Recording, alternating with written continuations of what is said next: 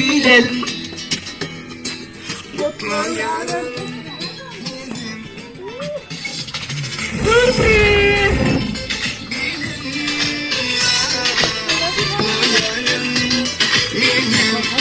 Sürpriz.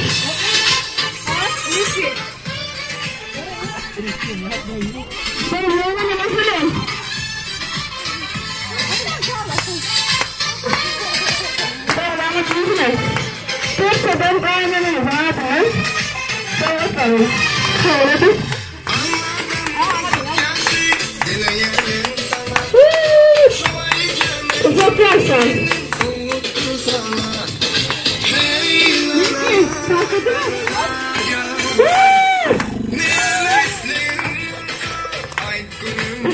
surpresas mais paradas, não me o que você acha?